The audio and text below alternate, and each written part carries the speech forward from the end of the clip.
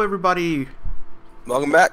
Back to Hearts of Iron IV.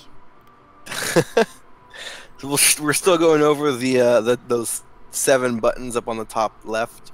Last episode we just spent it all on technology. I'm gonna just see how many I can get through now. So the second one is diplomacy, and it's not super useful.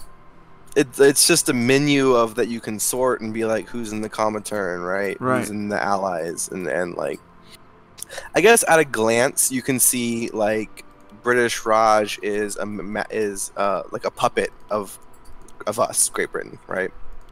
So I guess you can kind of see really quickly certain things. I don't know. I don't really use it that much, but that's just me. What's Comintern mean? Comintern is when you're not just kidding. It involves a sexual harassment lawsuit at the workplace. Is what Comintern does. Awesome. That's gonna be the next. That's gonna be the next Paradox game. Is freaking sexual harassment. Manage your company and manage the people within your company. Even Susan, that frigid bitch.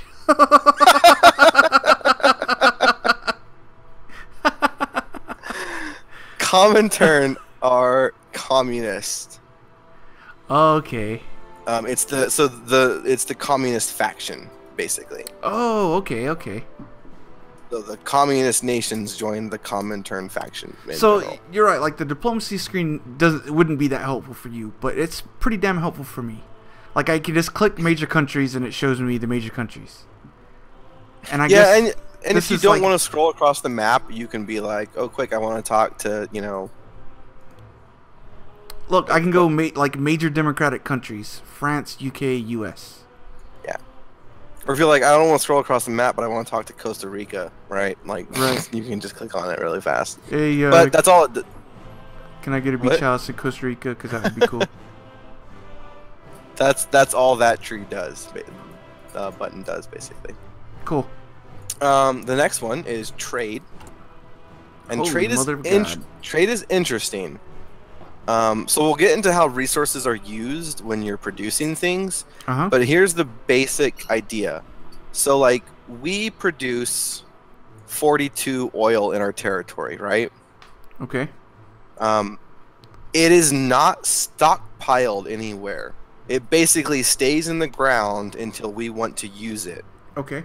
And if we use it to, say, build a tank, right? Because tanks need oil. Once that tank is done building, it doesn't ever need oil again. It's sort of like abstracted into like, we need to set aside this much oil for this tank to operate for the rest of the war, basically, right? After the tank's destroyed, you get that oil back? No. But like it's sort of abstracted in like you put aside that much for it, right? So it doesn't use the oil when it's in the field. You don't have to like supply specifically oil to it. It's just sort of supplies are a catch-all term for the things your army needs, and these resources are only used for the production process of anything. Okay. Once the thing is produced, it moves to using the supplies catch-all sort of term, right? Okay. So again, it sort of stays in the ground until you need it, right? You don't stockpile these resources anywhere. And I'm saying this like this emphatically because in Hearts of Iron 3, you did stockpile these resources. Like you had numbers up on top that was like I got 4,000 drums of oil and whatever. So I actually like the system more in a way. It's interesting. You can trade with other people and buy oil from them, but you'll notice there's no money anywhere, right? Right. It's because what you trade is you trade a civilian factory for the resource. You do not lose the civilian factory. It doesn't move to their country, but it's to represent that like one of your civilian factories is producing something that the other country wants, and then you are giving all of that stuff to them. So essentially, you are not using that civilian factory anymore. So that's the cost. Since there's not money, the cost is you give up. The currency is abstracted into you giving up the entire output of a civilian factory for X amount of resources. Can we choose what the civilians export? No. Can we pretend that we know what they're exporting? Yes, it's just dildos, just constant. That's hilarious. That's exactly what I was thinking. Yes, like, because the United States thirst for dildos is huge. It's nigh unquenchable. Awesome. The UK shall rule the world with a 9-inch purple dildo and export them all around the world. All orifices will be filled. And here's the other thing. If we go back to our trade political screen, right? Are you back there? Let's see. So like the UK Click flag on one? Yeah, the UK flag. Okay. You will see that our so volunteer only and then export focus. You see that in the laws and government? Laws and government. Yep. We have to give 50% of the resources we produce to the free market. Oh, because we're a Democrat. Because we're a we can right. Nation. We can change that later on to like limited exports or free trade and make it even more of our resources to the market, right? Like America's free trade to begin with, I think. And those have some benefits, like, you know, you see export focus. We get less research time now because I think it's, you know, we learn more from being open with these nations and stuff, basically, right?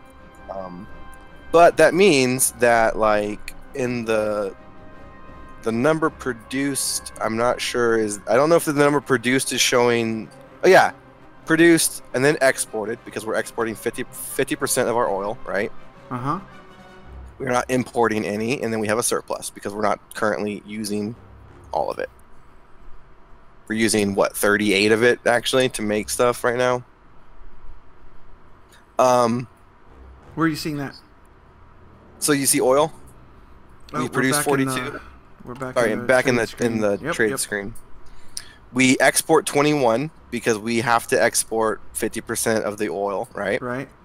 We are not importing any currently, and we have a surplus of 4. And if you mouse over the 4, you can see that we're making some tanks, some planes, and some ships, and those are using up some of our oil. Right. But we still have a surplus of 4, so we're fine. Nice. We actually have a surplus of everything. We have a 519 surplus of rubber because we have stuff in the Pacific that's just dildos ain't gonna make themselves, dude. So you can buy things from other nations, but you can't sell things yourself to other nations. It is whenever you have a surplus, and also like your what you have to give to the market, is automatically traded basically to other nations. So if we move over to the construction screen, to the next one. So we see constructions. We have the 16/38. That means we've got 38 civilian factories. 16 of them are in use currently, right? However, we actually only own 34. We are getting 4 of those civilian factories from trade. Okay. So whenever you have a surplus, the computer automatically trades some of your surplus away, and you'll have a little bit of a bonus in your civilian factories, right? So the computer's kind of playing the part of You have to buy things. Companies. Right. You have to buy things from other nations, so it'll give you a warning up top if you're producing something and don't have the resource for it. Right. So you have to do that yourself, but it will automate the sort of giving away of things, and it will cancel it if you then start to run a deficit, right? Right. So this is the construction screen, and I think if I start building, did a factory just pop up down there for you? In East Midlands? Yeah. Okay.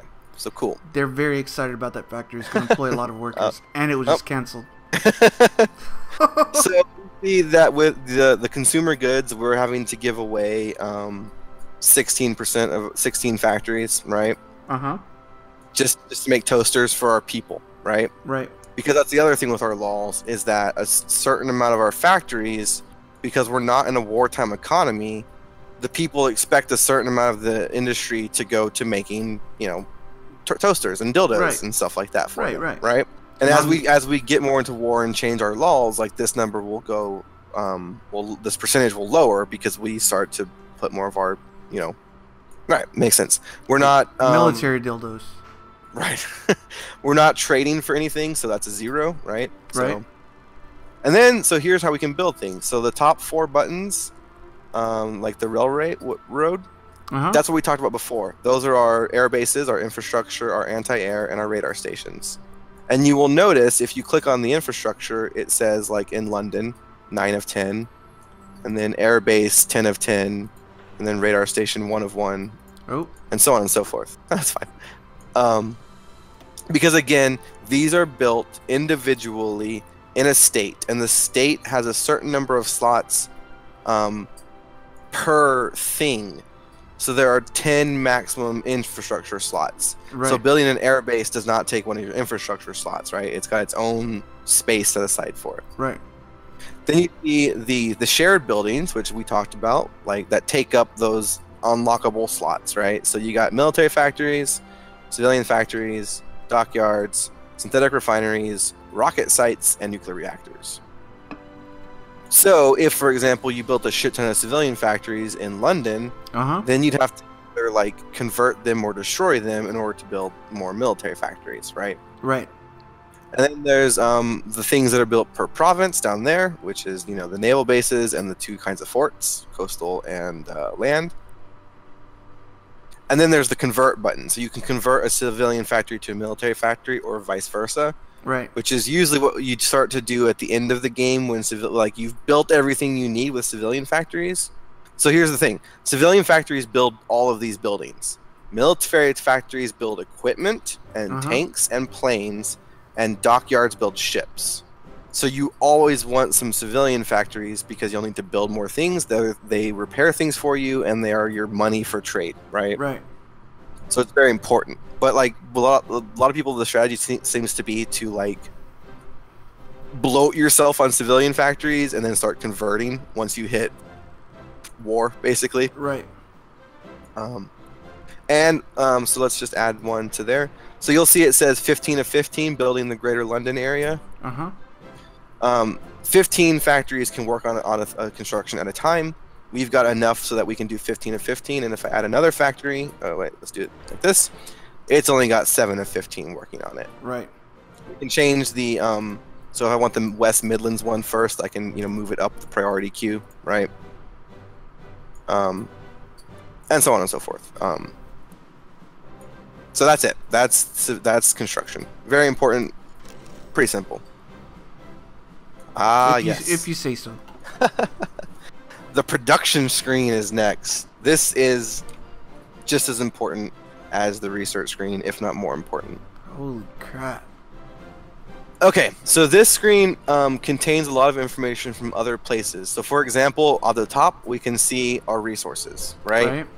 Nice quick way to say, okay, we're green all across the board right now. Then we've got some numbers that aren't super important for us right now because I haven't explained what they mean. But like our factory output, the second to the 10%, has a 10% bonus. If we were to get concentrated industry, that would go up to 30%, which basically just means our factories are better, right? Right. We got no vulnerability from bombs, we got no production efficiency retention, and no production efficiency growth. And our max production efficiency is 50%. You see that? Right. So I'm going to explain that really fast because I just talked about those numbers and it's very important. You see infantry equipment, and there's a bar by it, right? A half green and half black bar. Okay, yeah. That is how efficient our factories are at making infantry equipment. However, that's how efficient the factories that have been assigned to it are at making infantry equipment. So watch this. I'm going to assign more factories to it, and it's going to go down a little bit because those new factories are not used to making infantry equipment, right? Okay. If I were to do this and switch the infantry equipment to the motorized, look how much it goes down now. Right. Because now I've suddenly told all of those factories that have their assembly lines set up for making, Lee Enfields and shit to now start making trucks. Right. And they're in a state of like organizing and stuff, so the efficiency goes down, and then it raises up over time as those factories continue to work on that thing, right? Right. So this is extremely important because, like, say you're making, you know, a level 1 tank, and you want to switch to level 2 tanks. Well, that's going to mean you're going to be making less level 2 tanks to begin with, right? Because, and obviously switching from guns to planes loses more than switching from like infantry equipment 1 to infantry equipment 2, right? Right. Because you're making guns again, right? You're just not as efficient. I could just imagine, like, I'm the army guy, right? The dildo factory switched to making infantry weapons. I opened the first crate. All the bayonets are dildos. Son of a bitch! No! attach bayonets. Floppy Fix dildo. dildos, man. Floppy dildos. We're gonna fuck those crowds. Proper fucked dildo. Walk. Waka, Okay. waka, waka. Sorry. So you can see. Ooh, pay attention, Russell. Come on. We still need 1,400, or what is that? 14,000, almost 15,000 infantry equipment to fully equip all of our men. Damn. So that number just quickly tells you, like, well, yeah, I think if we did, no, we still need even the basic infantry equipment. So yes, we are not ready to go to war right now because not all of our soldiers actually even have guns. It says that we lost negative 3,293 equipment yesterday. What happened yesterday? Probably some attrition somewhere. Because infantry equipment is lost constantly over time. Like, people die, their guns get broken. If you decide to, like, train and exercise your men, like, you know, things break in training exercises, and you constantly have to sort of upkeep. So there's almost never going to be a time when you're not making infantry equipment, right? Like, well, I want a report done on that 3,000 that we lost. That's unacceptable. How did that happen? I don't know. I think it's just a deficit, maybe. I'm not sure. Because we've only skipped past 7 hours. I don't know what happened. So anyway. Each thing takes a certain number. So if you click on the infantry equipment, for example, like just click on it, and it should open up like a thing you can change it to, right? Right. The resource cost is per factory. So if we had 5 factories producing infantry equipment, we would need 10 steel, right? Okay. Yeah, so if you want to, it's not like if you want to make a whole bunch of motorized things, it's not just 1 oil and 1 rubber and 1 steel. It's 1 each of those per factory you have assigned to making it, right? And that's not per. Okay, so how many of this is it making? Till we tell it to stop, or it goes? Yeah, it's until you tell it to stop. And for example, we're making at the current number of factories, 4.4 infantry equipment a day. Okay. We're making 2.4 Vickers 2 light tanks a week. We're making 3. So on and so forth. We're going to finish this destroyer. We're making 2.4 a year, right? Right. So, and also you'll notice that the ships, dockyards do not have production efficiency. That's just not something that they don't play by that rule, basically. What else do I need? So you can change the, so like if I do you see how some of the infantry equipment is now grayed out in the factories? Yep. It's because we don't have that many factories. But as soon as we do get one, it's now going to start slotting into those places. So I've told it, like, I want it filled up. You're queuing it up, so, like, hey, we're going to build more factories, and when those factories come online, then allocate them to the weapons. And, like, I can do it with the support equipment, too, but it does it in order of the things from top to bottom. So, like, if I wanted them to fill up the support equipment first, I'd need to put it up top, right? Is that a drag-and-drop system? The little arrows on the side. You see the little Okay. little arrows? Yep. Yeah. So that's that. Basically, you can click the buttons up there to like add a new production line. There's no limit to how many production lines you have. You can have as many as you fucking want. Oh, let's do this actually. I want to see.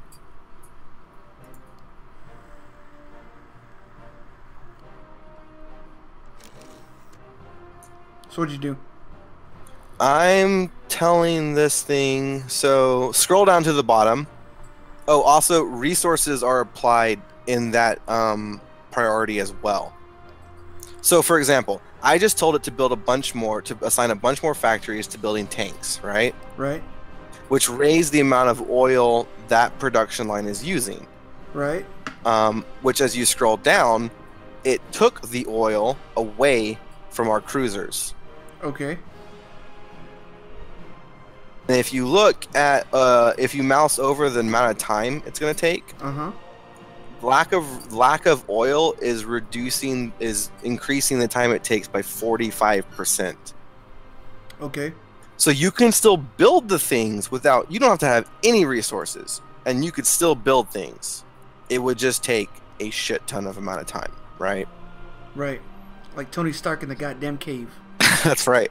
So, because you're going to be constantly having to build things, as you can see, if the enemy denies us any access to oil, we basically, like, what's the point of even trying to build tanks? Like, we're not going to be rolling out enough to make any difference, right? Right. And they're going to be getting destroyed constantly in the field. We have to constantly replace them, and so on and so forth. Right. So yeah, that's production. Damn. The next menu. So recruit and deploy. This is a Yes, very sir. long one. I think we're about 8 minutes. 8 minutes? We can do this. Nice. So this one's pretty easy. This is where you tell things to recruit and deploy, obviously.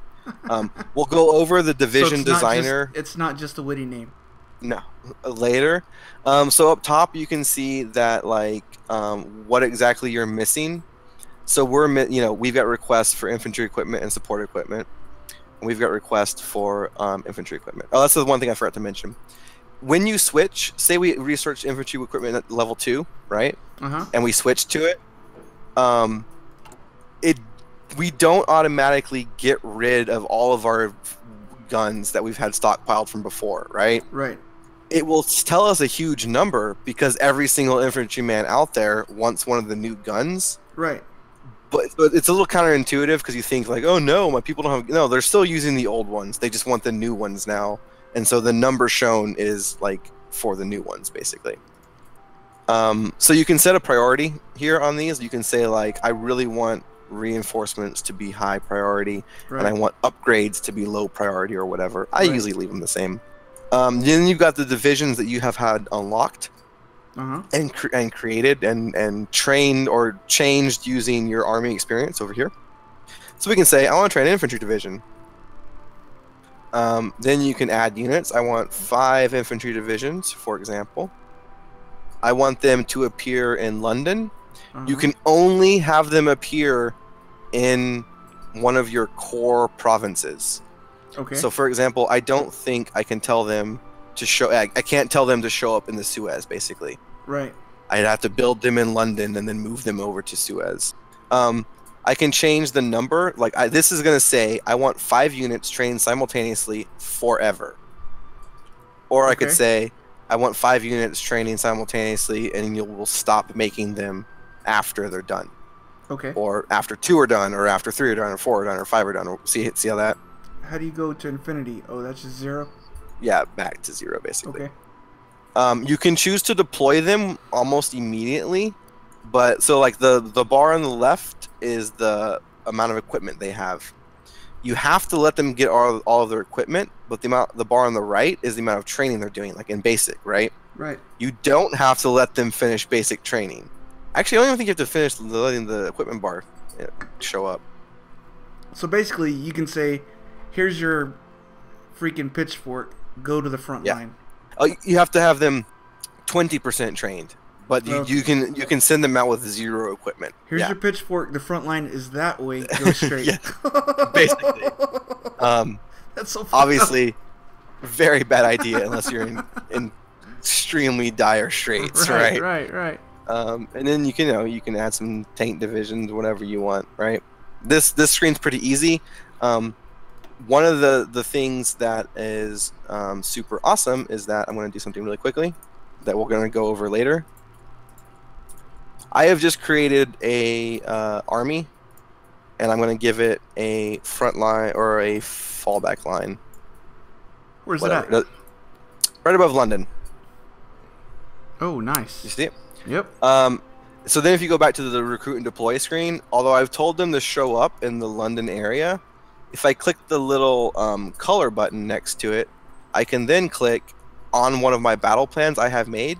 So now what they're going to do is they're going to spawn in the London area, and they're going to join immediately with this Army Group 1 I've created, right? Oh, okay. And follow that person's orders.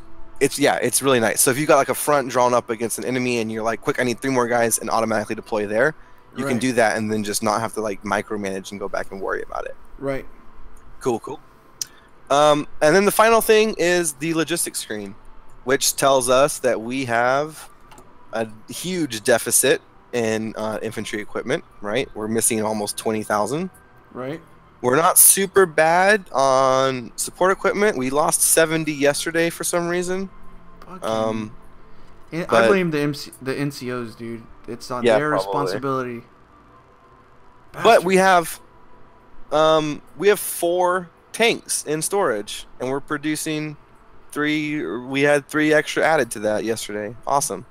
Good job. Promote that fucking man. I think these numbers are probably weird because we're still on the first day of starting the game. Right. Like if I were to let time tick for a little bit. Now we're on the 6th day.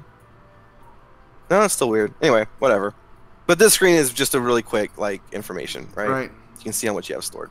So this screen is important because let's say you started making infantry equipment number 2, right?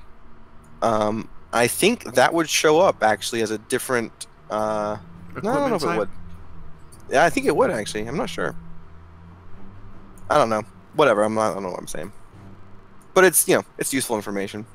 Again, it's a lot of redundant information.